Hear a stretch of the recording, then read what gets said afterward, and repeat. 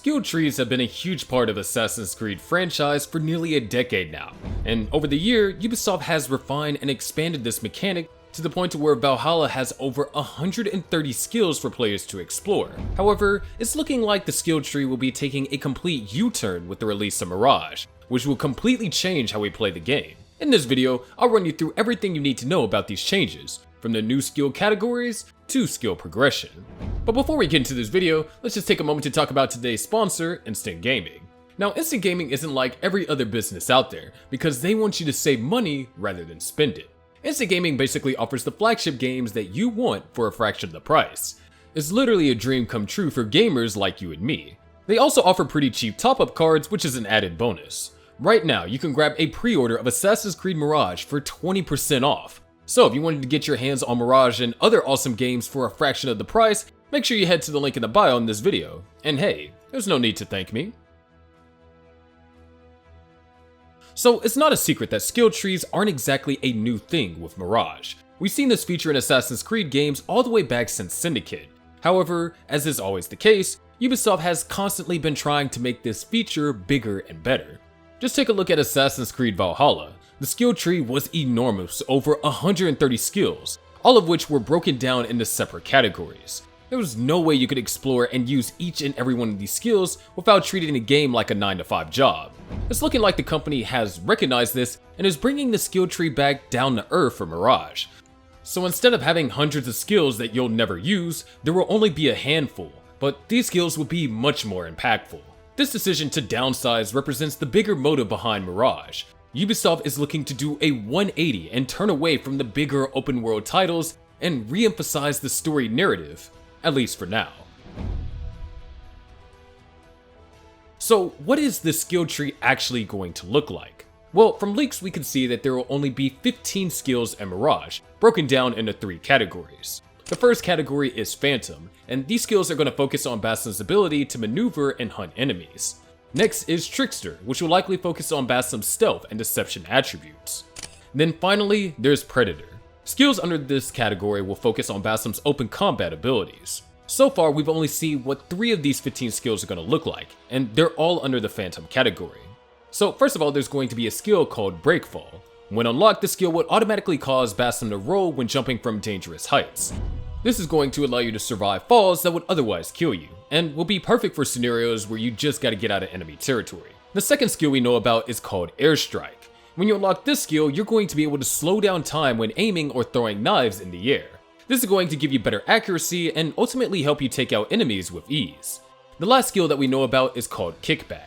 When unlocked, this one will give you the option of pressing Y or triangle, depending on your device, to kick an enemy back after a successful parry. These trailers have hinted that parries are going to be a huge deal in Mirage, so this skill is probably going to be pretty big. Aside from this, we don't know exactly what the skill tree will entail in Mirage, but after the number of skills released in Valhalla, it's unlikely that Ubisoft is going to try and reinvent the wheel, so we'll probably see a lot of the same skills recycled.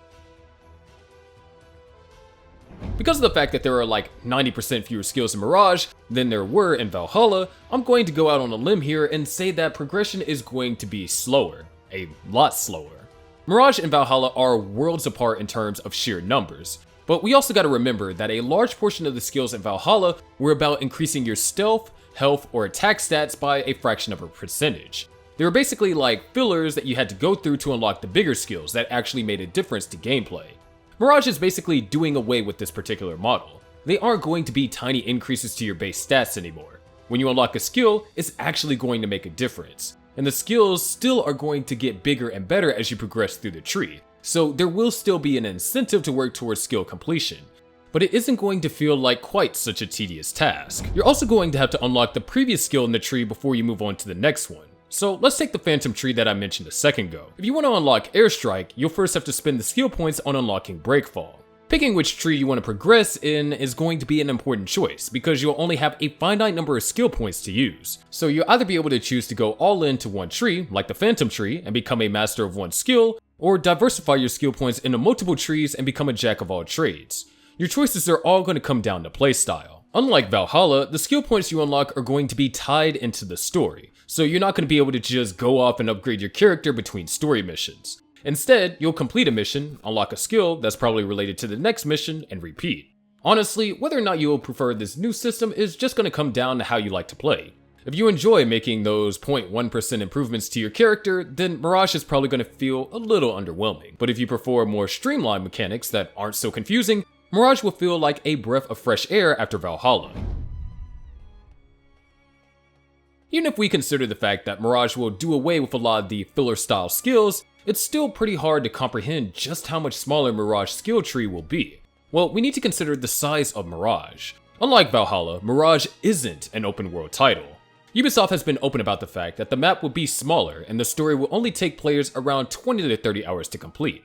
Compare this to the 60 plus hours of playtime that you need to complete Valhalla, and you got your answer on why the skill tree is a fraction of the size. We also got to look at what Ubisoft is trying to do with Mirage. Mirage is not just intended to be another open world game that we've been used to the last few years. No, Ubisoft wants to go back to AC roots with Mirage, and that means getting rid of the open world format and tying everything into the story. This is going to annoy some people, especially newer players who only really had experienced the open world games.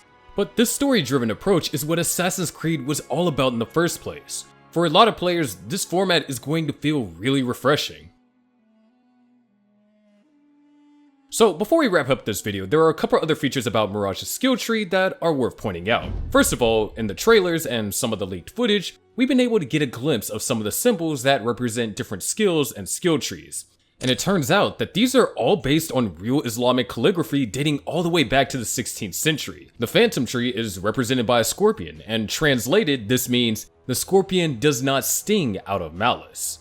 The Trickster tree is represented by a spider, which translates to the parable of those who take protectors other than Allah is that of a spider spinning a shelter, and the flimsiest of all shelters is certainly that of a spider if only they knew. And finally, the Predator is represented by an eagle. Translated, the eagle reads, "We work in the dark to serve the light." It's the small details like this that make a game feel so much more realistic, and it's great to see Ubisoft putting effort into all the finishing touches. These translations also reinforce what each skill tree will focus on, with the Phantom tree focusing on hunting and countering, the Trickster tree focusing on deception, and the Predator tree focusing on combat. And secondly, the animations for some of these skills are awesome. A few of the gameplay trailers showed what the kickback and airstrike skills will look like, and let me tell you something. You're gonna feel like an actual assassin when you pull off these moves. Animations weren't exactly the strong suit of Valhalla either, so hopefully Mirage will mark a needed step up. So that's everything that you need to know about the new skill tree in Assassin's Creed Mirage. It might look like this tree is absolutely tiny, but it's clear that the skills are going to be much more impactful than they were in Valhalla. And hey, this new streamlined approach isn't going to suit everyone, but if you give it a try, you might just learn how to love this new system. Let us know your thoughts on this new skill tree in the comments below. Do you prefer the simpler layout? Or would you rather have another Valhalla style tree? And if you enjoyed this video, be sure to check out our recent video on the details you missed from the Mirage trailers.